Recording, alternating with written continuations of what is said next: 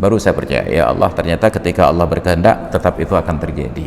Itu contoh bahwa dalam hidup kita perlu menguji Allah Ta'ala dalam batas. Yang paling penting dari penjualan ini adalah setiap hasil keuntungan dari penjualan akan kita donasikan 10%-nya untuk sahabat-sahabat kita yang lebih membutuhkan. Jadi Perkusi Aceh Art mencetak 3 warna baju, warna putih, warna hitam, dan warna merah marun.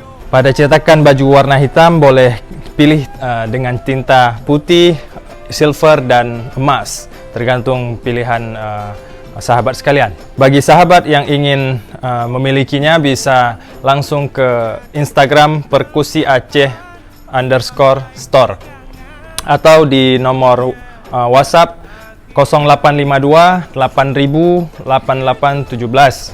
Ilmu tanyo benar, amai tanyo benar, kure tanyo benar, ngak selamat dunia akhirat. Di dalam Islam, supaya akidah dan iman itu meningkat, kadang-kadang perlu uji coba, trial and error, sampai kita yakin ternyata janji Allah itu benar.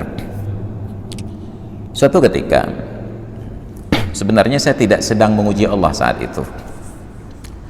Tahun 2008 saya ke Jakarta dengan istri, seorang anak, dan seorang adik. 1, 2, 3 orang setengah. Anak saya masih kecil, waktu itu baru berusia kurang dari 2 tahun ya, karena dia lahir 2006. Ketika akan pulang, karena tidak sanggup beli tiket pesawat, saya beli mobil second Corolla Grid. Hari Sabtu kami sepakat untuk berangkat pulang, itu akhir tahun 2008. Tahun barunya itu bertepatan dengan hari Selasa, tanggal 1 Januari 2009. Sabtu sore kami sudah keluar dari rumah kerabat, sudah dalam mobil. Lalu saya ke ATM Bank Syariah Mandiri untuk mengambil uang sebatas sampai nyebrang ke Sumatera saja dulu, Rp600.000 untuk nyebrang saja dulu. Ketika uangnya keluar, kartunya nggak mau keluar, dan itu Sabtu sore nyangkut kartunya. Artinya uang yang saya miliki hanya Rp600.000.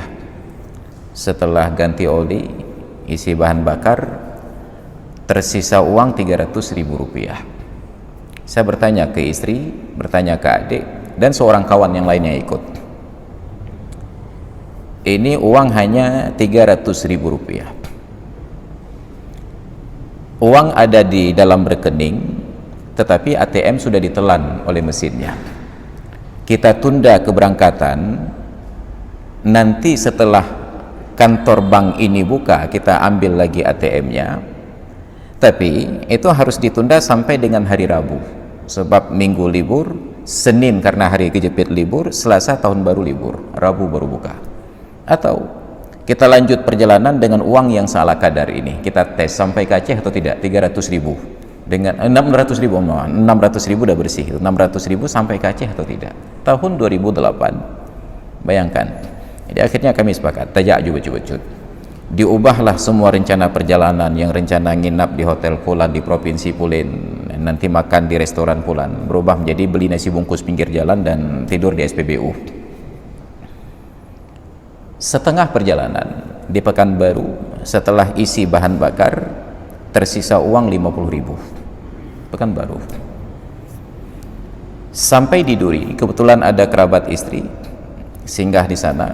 50.000 itu dipakai untuk beli oleh-oleh. Dajak rumah gop biasalah, ada hak sangak sedikit. Habis 50.000, tinggal 20.000 lagi. Di tempat kerabat istri ini bisalah berutang uang 200.000 lagi. Isi bahan bakar sampai ke Medan. Sepanjang jalan itu saya putar otak, bagaimana sampai ke Aceh dengan modal sekecil-kecilnya. Ternyata sampai di Medan itu habis bahan bakar dan habis uang.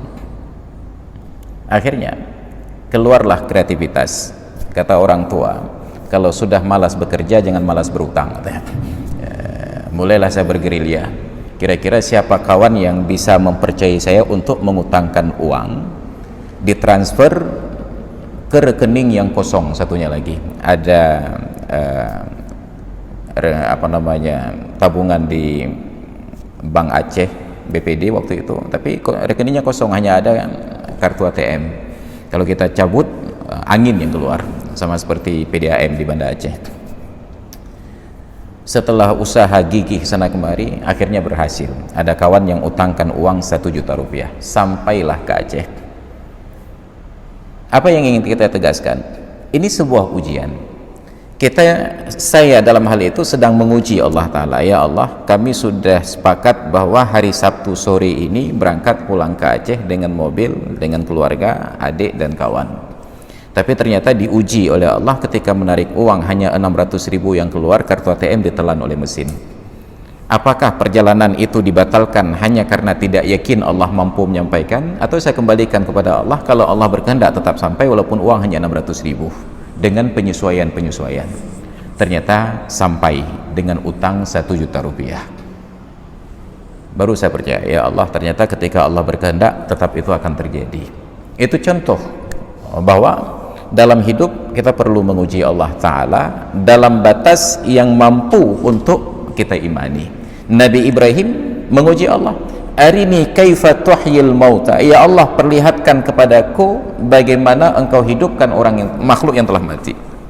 Allah bertanya, kamu nggak percaya wahai Ibrahim? Kata Nabi Ibrahim, bukan tidak percaya ya Allah, tapi agar hati saya menjadi tenang. Apa saran Allah? Qala fakhuz arba'atan minat tayri, tangkap 4 ekor burung,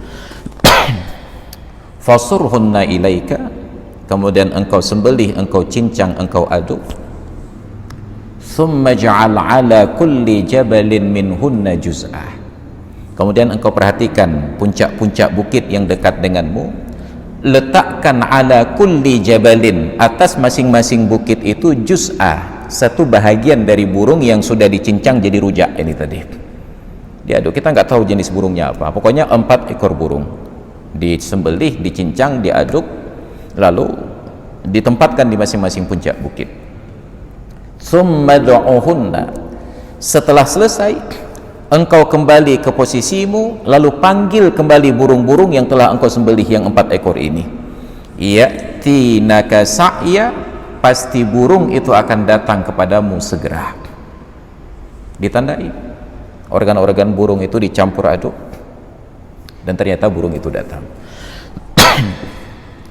Ada hamba Allah yang lain, Uzair, dia berjalan melewati sebuah negeri yang khawiyatun ala urushiha, yang runtuh di atas kemegahannya, hasil dari perang saudara.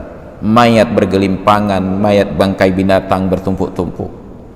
Dia bertanya, au kalladzi marra ala qaryatin wa hiya khawiyatun ala urushiha anna yuhyi hadhihi Allahu ba'da mautiha, atau seperti seorang laki-laki yang berjalan melewati sebuah negeri yang sedang hancur berkeping-keping. Dia bertanya, anna yuhyi hadhihi Allahu ba'da mautiha, bagaimana Allah menghidupkan semua yang telah mati ini. Fa'amatahu Allahu mi'ata amin thumma ba'atsah. Apa yang terjadi? Bukan Allah tunjukkan yang mati yang lain, tapi dia dimatikan oleh Allah selama 100 tahun. Summa ba'atsah, lalu dihidupkan kembali. Ketika hidup, Allah utus seorang malaikat untuk bertanya, qala kam labista, berapa lama kamu sudah tidur di sini? Tidak disebut tidur, labis, engkau menetap di sini berapa lama? Qala labistu yauman aw ba'da yaumin, paling lama sehari atau boleh jadi setengah hari. Makna sehari itu kemarin siang saya berada di sini, tertidur, terbangun siang besoknya, sehari. Au ba'da yaumin, atau sebahagian hari. Datang tadi tidur jam 1, terbangun mungkin sekitar jam 2 atau jam 3. Ba'da yaumin. Malaikat yang datang dalam bentuk manusia ini katakan, qala bal labista mi'ata amin. Bukan setengah hari dan bukan sehari. Kamu sudah berada di sini selama 100 tahun. Kaget, bagaimana mungkin 100 tahun saya tidak berubah? Maka malaikat ini tunjukkan bukti. fandur ila ta'amika wa syarabika lam yatasannah. Coba perhatikan dulu makanan yang engkau bawa dengan minuman. Dia jalan-jalan bawa bekal, mungkin nasi bungkus dalam bahasa kita, tapi orang Arab gak makan nasi. Lam yatasannah, tidak terpengaruh oleh waktu, tetap hangat seperti semula, air tidak berlumut, tetap hangat seperti semula. Padahal secara teori nasi itu hanya sekitar 1-2 hari basi, tapi ternyata nasi tidak berubah. Wandur ila himarika. Nah sekarang coba perhatikan tungganganmu, keledaimu. Walinaj'alaka ayatan linnas, agar kami jadikan engkau bukti bagi manusia. Ternyata keledai itu sudah tinggal tulang belulang, kulitnya habis, terurai dimakan tanah oleh bakteri, dagingnya habis, tinggal tulang yang belum habis. Bagaimana logika ilmu pengetahuan menjelaskan binatang yang mati sudah tinggal tulang belulang, sedangkan nasi dan air belum berubah? Padahal secara logika air dan nasi lebih dahulu basi, baru binatang itu mati. Ternyata Allah tahan perjalanan waktu pada air dan makanan. Allah berlakukan perjalanan waktu pada alam sekitarnya, kecuali pada dirinya. Barulah kemudian Allah kumpulkan tulang dengan tulang, direkat, kemudian diikat dengan daging, lalu dibungkus dengan kulit. Fa ansha'nahu khalqan akhara, lalu Allah ciptakan makhluk seperti semula. Dia belum tahu durasi waktu kecuali pemberitahuan malaikat 100 tahun, lalu dunia langit kembali tunggangannya, dia berjalan. Bayangkan kampung yang 100 tahun dulu perang saudara hancur berantakan, setelah 100 tahun Aceh saja yang luluh lantak dihantam tsunami, 5 tahun kembali seperti semula. Ini 100 tahun berjalan. Dia coba ingat-ingat memorinya sampai dia datang ke rumahnya kembali. Dalam sejarah tersebut, dalam tafsir, di rumah tersebut dia melihat ada seorang wanita tua. Dia tanya, rumah siapa ini? Ini rumah majikan saya, Uzair. Kemana dia? Sudah 100 tahun yang lalu berangkat dan gak ada berita lagi. Orang zaman dahulu usianya panjang-panjang. Kata anak muda yang datang, sayalah Uzair. Dia tidak mengalami perubahan sama sekali. Au kalladzi marra ala qaryatin. Tapi pertanyaannya ini dijawab oleh Allah. Anna yuhyi hadhihi Allahu ba'da mautiha. Bagaimana Allah hidupkan kembali semua yang telah mati ini? Maka tambah keyakinan dengan pertanyaan. Nah, masalahnya kita tidak sempat lagi bertanya. Yang bertanya pun tidak sempat lagi untuk mencari jawaban.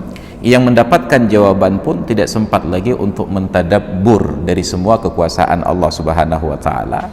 Ilmu tanyo benar, amai tanyo benar, kure tanyo benar, ngak selamat dunia akhirat. Ilmu tanyo benar, amai tanyo benar, kure tanyo benar, ngak selamat dunia akhirat.